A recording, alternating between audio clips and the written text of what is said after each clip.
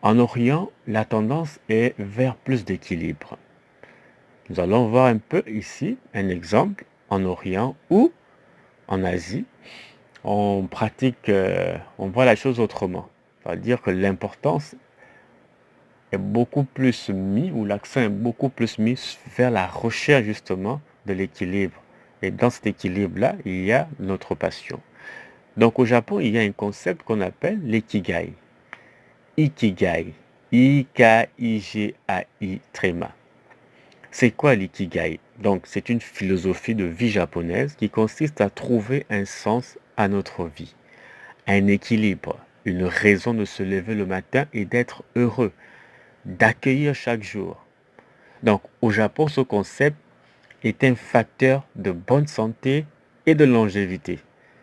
Donc de longévité. Il y a une région au Japon, je crois que c'est à Okinawa, où justement il y a des personnes très âgées. On vit à peu plus de 100 ans. Donc tout cela est dû justement est dû à cette philosophie. Donc les Japonais l'intègrent dans leur vie. C'est pour cela que justement on peut assister à des populations vivant au-delà de 100 ans, surtout au Japon, dans la région d'Okinawa. Bien, littéralement, Iki signifie vie, Gai signifie qui vaut la peine. C'est une vie dans laquelle on se sent complètement aligné avec soi-même, où l'on dit je suis là où je dois être. Une des parties de l'ikigai traite du rapport au travail. Les Japonais ne sont pas attachés à la notion de retraite, car leur travail est une partie intégrante de leur vie et c'est une source de plaisir pour eux, pour leur développement personnel.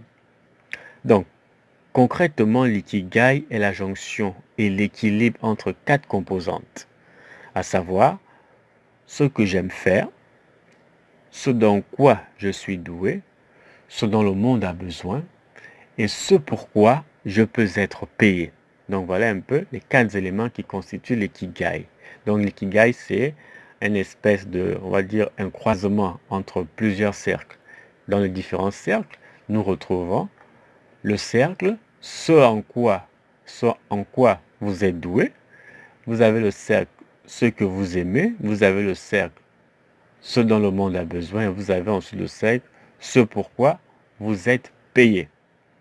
Donc, donc l'ikigai, c'est l'intercession de ces de ces 4 cercles. Ça veut dire que le métier, par exemple, que vous allez choisir, doit avoir en lui regroupé ces 4 qualités-là. On doit retrouver ces 4 qualités-là dans ce métier. Donc le concept d'ikigai, on va dire ici qu'il met l'accent sur l'équilibre. La plupart des personnes est plus préoccupée de la recherche d'un emploi bien rémunéré au détriment de sa passion. Or, l'atteinte de l'ikigai, c'est la recherche de l'équilibre. En effet, si l'une des composantes est privilégiée par rapport aux autres, on ne peut pas parler d'ikigai. Donc, c'est un concept fort intéressant pour qui recherche un équilibre entre vie professionnelle et vie privée, ou encore vie personnelle. Donc, votre métier, celui qui vous correspond, doit être votre passion. C'est cela. Ça veut dire que votre métier doit être votre passion. Le métier pour lequel vous êtes doué naturellement, que vous aimez, pour lequel vous pouvez être payé. Donc, votre métier doit remplir ces 4 composantes. Donc, d'abord, il doit être votre passion. Oui, d'accord? Votre métier également, vous devez l'aimer. Il est inconcevable de faire un métier que l'on n'aime pas. Ensuite, vous devez être payé. On doit pouvoir vous payer en exerçant ce métier.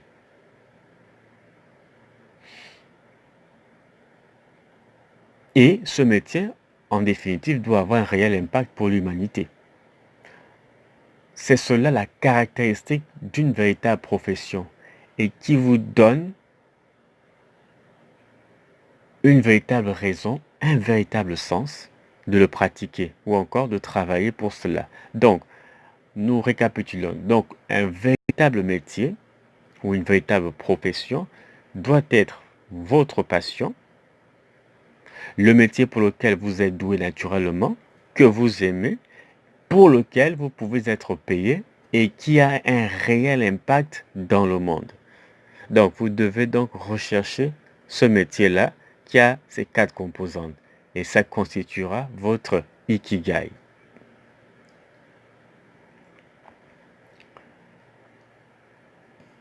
En somme, nous pensons que l'être humain doit être premièrement à la quête de sa passion.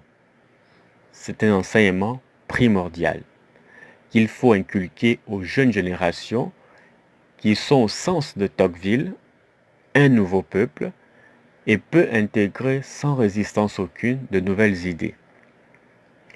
Notre monde est trop souvent rempli de personnes dont l'étincelle de vie s'est aliénée dans une routine sans transcendance. Donc, tous les hommes ont en leur intérieur la flamme, le génie, un cadeau dont le divin leur a gratifié. Donc, vous devez faire l'effort de trouver cela en vous. Ce génie en nous ne peut se réveiller que si nous attachons à notre vie une mission, un but qui nous dépasse et que seul le feu de la passion puisse conduire. L'humanité a récompensé au fil de l'histoire ou à titre posthume les personnes qui ont su exprimer leur génie. Nous savons tous ces génies que l'humanité a connus et comment jusqu'à aujourd'hui on parle de ces individus parce que justement ils ont exercé le métier pour lequel ils étaient faits et ils ont impacté le monde. Nous vivons dans un monde de plus en plus compétitif. Ou encore, on prône plus l'excellence, ou bien ce sera la norme dans le futur. Donc c'est un questionnement, ou bien c'est quelque chose qui doit réellement nous interpeller. Parce que l'humanité, ou encore le futur de nos enfants, est en train de changer progressivement. Donc, un monde plus compétitif, où la moyenne ne suffit plus, l'excellence sera la norme. L'intelligence artificielle est aux frontières de nos emplois. Les emplois pour lesquels nous estimons donnant plus de valeur ou que nous chérissons plus ces emplois-là seront menacés dans un futur proche. Un chômage massif guette les générations futures. Donc pour survivre, l'homme doit opérer dans une dimension de génie. Ça veut dire quoi? Les tâches les plus routinières, peut-être même les plus complexes, l'intelligence artificielle occupera tous ces postes. Et donc la question qu'on peut alors se poser, c'est que où vont aller tous les individus qui occupaient ces postes? Nous risquons d'arriver dans un monde de l'inutilité, où les individus seront ou deviendront inutiles.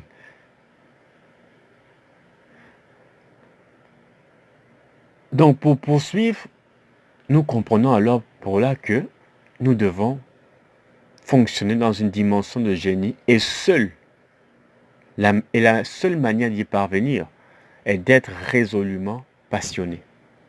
Nous avons vu, selon Héraclite, que la passion est le génie du caractère. Ça veut dire que pour activer votre génie, pour trouver votre génie en vous, vous devez pratiquer le métier pour lequel vous avez une réelle passion, une véritable passion.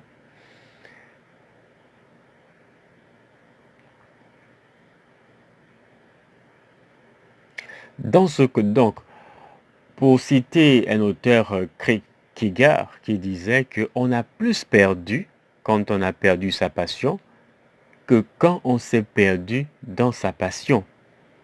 Ça veut dire que l'individu qui marche ou bien encore qui pratique ou qui vit sans justement exercer le métier pour lequel il est passionné ou bien faire l'activité pour laquelle il a une réelle passion, cet individu-là a perdu plus. Déjà, ça signifie que la question même de performance, parfois, ce n'est pas un souci de compétence. Il y a des gens qui sont très compétents, mais qui ne pratiquent pas, qui n'ont pas, si on veut ici, les intuitions de celui-là qui fait un métier parce qu'il l'adore ou bien parce que ça constitue sa passion. Donc, notre conseil est de vous encourager à rechercher véritablement votre passion, votre ikigai. En d'autres termes, votre avenir en dépend, ou encore l'avenir de l'humanité en dépend. La seule manière de lutter contre les nouvelles technologies à venir, on parle de big data, on parle de 5G, on parle de l'intelligence artificielle. Donc tous ces défis-là, la seule manière d'être compétitif, d'être excellent, c'est d'être un véritable génie. Et pour être un véritable génie, il faut pratiquer sa passion. Donc, nous allons vous donner un travail à faire. D'abord, vous allez prendre une feuille de papier et vous allez écrire les activités pour lesquelles que vous aimez faire. Toutes les activités. Ensuite, de toutes ces activités, quelle est l'activité pour laquelle vous êtes prêt à travailler gratuitement sans être payé? Parce que c'est aussi l'un des secrets, c'est ça. C'est-à-dire quand c'est notre passion, on est prêt à travailler gratuitement pour ça. Si vous l'avez défini, si vous avez trouvé cette activité-là, maintenant demandez-vous comment puis-je servir les autres avec cette activité. N'oubliez pas que dans la vie sur Terre, ou bien encore pour s'enrichir, vous devez servir les autres. Ce que vous voulez avoir dans votre vie, vous devez aider les autres à avoir cela. C'est ça la loi. Alors, votre métier, votre passion, comment pouvez-vous le mettre à la disposition des autres? C'est la deuxième question que vous devez vous poser.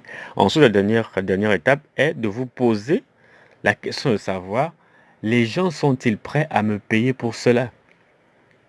Si c'est de l'affirmative, c'est-à-dire si vous répondez par oui, alors vous pouvez élaborer un plan d'affaires. Parce que quelle que soit l'activité que l'on a ou qu'on peut exercer ou notre passion, il y a toujours un moyen de vivre de cela. C'est simplement que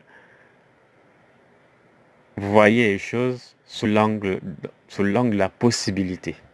Si ce n'est pas le cas, demandez à quelqu'un qui voit ce que vous ne voyez pas de vous aider justement à élaborer un plan d'affaires. Et nous verrons dans les jours à venir un peu justement comment élaborer un plan d'affaires. Ainsi, nous vous disons félicitations, vous avez trouvé votre ikigai et vous pouvez vivre véritablement de votre passion. Mais n'oubliez jamais que toute activité demande du temps et de la patience. Merci. Bonne journée.